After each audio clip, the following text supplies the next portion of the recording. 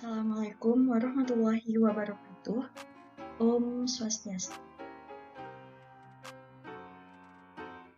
Kami dari kelompok 2 mata kuliah penganggaran dengan saya Safira Karin Hidayah, NIM belakang 1002, kemudian Madia Rizka Darmayanti 1009, Putu Angelina Parasari Ningrum 1030, Dewa Ayu Made Adinda Ratnasari 1114, I Gusti Ayu Agung Aripratnyan Sinta Dewi 1128, dan Nyimade Erin Dwi Payanti 1212. Pada pertemuan kali ini, kami akan membahas mengenai peramalan penjualan. Pengertian peramalan penjualan. Peramalan penjualan merupakan proses kegiatan memperkirakan produk yang akan dijual pada waktu yang akan datang, dalam keadaan tertentu dan dibuat berdasarkan data yang pernah terjadi dan atau mungkin akan terjadi. Peramalan penjualan ini memiliki tujuan sebagai perencanaan jangka panjang. Selain itu, peramalan merupakan sebuah dasar penyusunan bisnis pada suatu perusahaan, sehingga dapat meningkatkan efektivitas suatu perencanaan bisnis. Hal yang perlu dipertimbangkan untuk memilih peramalan penjualan. 1. Sifat produk yang dijual. Apakah untuk keperluan konsumsi atau untuk diolah kembali? 2. Metode distribusi yang digunakan. Metode langsung atau tidak langsung atau lewat internet. Yang ketiga, posisi pasar perusahaan dibanding pesaingnya. Apakah dominan, penantang, pengikut, atau pemain ceruk? 4. Sifat persaingan yang dihadapi. Apakah monopoli, oligopoli, monopolistik, atau persaingan sempurna. Yang kemudian, data historis yang dimiliki, apakah lengkap atau tidak, meliputi jangka waktu panjang atau pendek, memiliki database atau tidak. Terakhir, sifat permintaan atas produk, apakah stabil atau musiman, sensitif terhadap harga atau kualitas, bersifat elastis atau inelastis.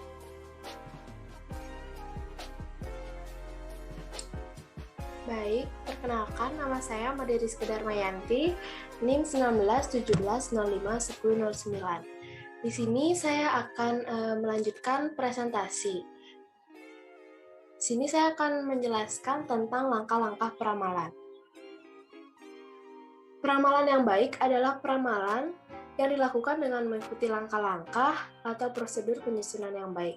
Menurut Gasper, terdapat 9 langkah-langkah yang harus diperhatikan untuk menjamin efektivitas dan efisiensi dari sistem peramalan.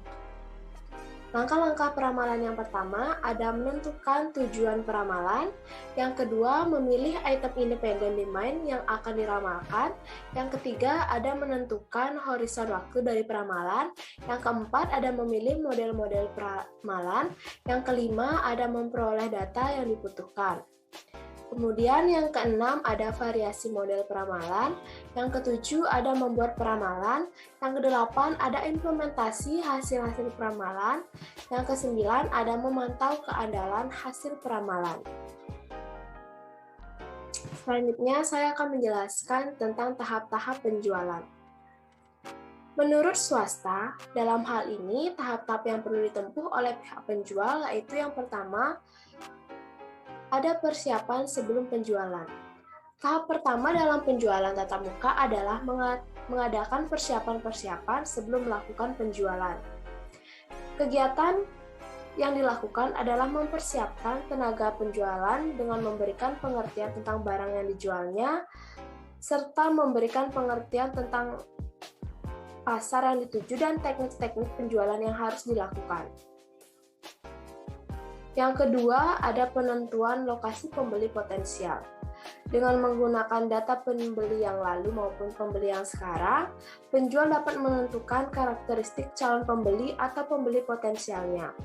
Penentuan calon pembeli beserta karakteristiknya dapat dilakukan dengan segmentasi pasar, termasuk dalam karakteristik calon pembeli adalah faktor lokasi yang menjadi sasaran kunjungan bagi wiraniaganya. Yang ketiga, ada pendekatan pendahuluan. Sebelum melakukan penjualan, penjual harus mempelajari semua masalah tentang individu atau perusahaan yang dapat diharapkan sebagai pembelinya. Selain itu, perlu juga mengetahui tentang produk atau merek apa yang sedang mereka gunakan dan bagaimana reaksinya. Baik, nama saya Putu Angelina Parasari Ningrum dengan NIM 19170511030. Di sini saya akan melanjutkan membahas mengenai tahap-tahap penjualan. Untuk selanjutnya yaitu ada melakukan penjualan. Penjualan yang dilakukan bermula dari suatu usaha untuk memikat perhatian calon konsumen, kemudian diusahakan untuk mengetahui daya tarik atau minat mereka. Jika minat mereka dapat diikuti dengan munculnya keinginan untuk membeli, maka penjual tinggal merealisir penjualan produknya. Yang terakhir yaitu pelayanan purna jual. Sebenarnya, kegiatan penjualan tidak berakhir pada saat pesanan dari pembeli telah terpenuhi, tetapi masih perlu dilanjutkan dengan memberikan pelayanan atau servis kepada mereka. Biasanya, kegiatan ini dilakukan untuk penjualan barang-barang industri seperti instalasi atau barang konsumsi yang tahan lama seperti almari es, televisi, dan lain sebagainya. Selanjutnya, saya akan membahas mengenai analisis tren. Menurut Mariyati, tren adalah suatu gerakan atau kecenderungan naik turun dalam jangka panjang yang dari rata-rata perubahan dari waktu ke waktu. Jika rata-rata perubahan bertambah, maka disebut dengan tren positif atau tren yang memiliki kecenderungan naik. Begitu juga sebaliknya, jika rata-rata perubahan berkurang disebut dengan tren negatif atau tren yang memiliki kecenderungan menurun. Baik, di sini perkenalkan, nama saya Dewa Ayumadi Adinda Ratnasari dengan NIM belakang 1114. Saya akan melanjutkan penjelasan mengenai tren. Tren menunjukkan perubahan nilai suatu variabel yang relatif stabil, perubahan populasi, perubahan harga, perubahan teknologi, dan peningkatan produktivitas.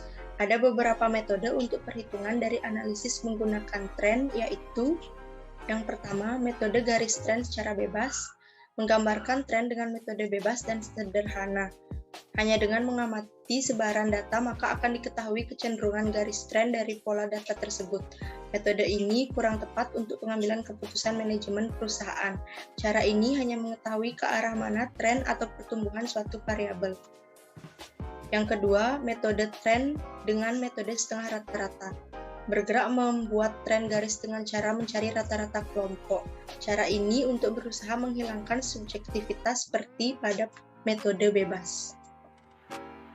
Metode ketiga yaitu metode tren kuadrat terkecil, yang dimana garis tren dalam metode ini diperoleh dengan menentukan persamaan garis yang mempunyai jumlah terkecil dari kuadrat selisih data asli dengan data pada garis tren. Metode ini paling banyak digunakan dalam analisis deret berskala untuk peramalan bisnis. Yang keempat yaitu tren metode momen. Untuk mengetahui fungsi garis lurus sebagai pengganti garis patah-patah dibentuk oleh data historis perusahaan. Adapun prinsipnya yaitu yang pertama, barang tahan lama minimal 1 tahun. Yang kedua, barang yang selalu diperlukan yaitu sembako. Yang ketiga, kegiatan usaha sudah berjalan minimal 2 tahun. Dan yang terakhir yaitu jumlah data tahun lalu baik tahun ganjil maupun tahun genap diurut dari 0, 1, 2, 3 dan seterusnya pada kolom X. Pada slide berikutnya yaitu analisis regresi akan dilanjutkan oleh rekan saya. Baik, perkenalkan nama saya Nimade Erin Ripayanti dengan NIM 1917051212. Di sini saya akan melanjutkan presentasi dari rekan saya yang sebelumnya. Analisis regresi sederhana adalah sebuah metode pendekatan untuk pemodelan hubungan antara satu variabel dependen dan satu variabel independen. Dalam analisis regresi sederhana, hubungan antara variabel bersifat linier, di mana perubahan pada variabel X akan diikuti oleh perubahan pada variabel Y secara tetap. Sementara, pada hubungan non-linier, perubahan variabel X tidak diikuti dengan perubahan variabel Y secara proporsional. Secara umum, analisis regresi dikelompokkan menjadi 4 bagian, yaitu yang pertama ada regresi parametrik. Analisis ini memerlukan pemenuhan asumsi di dalamnya. Salah satunya adalah pemenuhan distribusi data normal dan model residual. Yang kedua, regresi logistik. Analisis ini diperuntukkan bagi data yang tidak memenuhi asumsi pada penggunaan regresi parametrik. Yang ketiga, ada regresi non-parametrik. Analisis regresi ini melakukan pendugaan model berdasarkan pendekatan yang tidak asumsi bentuk kurva regresi tertentu. Dan yang terakhir, regresi semi-parametrik. Analisis ini merupakan gabungan antara regresi parametrik dan regresi non-parametrik. Secara praktis, analisis regresi linier sederhana memiliki kegunaan sebagai berikut. Yang pertama, model regresi sederhana dapat digunakan untuk forecast atau memprediksi nilai Y. Dan yang kedua, mengukur pengaruh variabel X terhadap variabel Y. Sekian presentasi dari kelompok kami, saya tutup dengan perang Santi. Om Santi Santi Santi.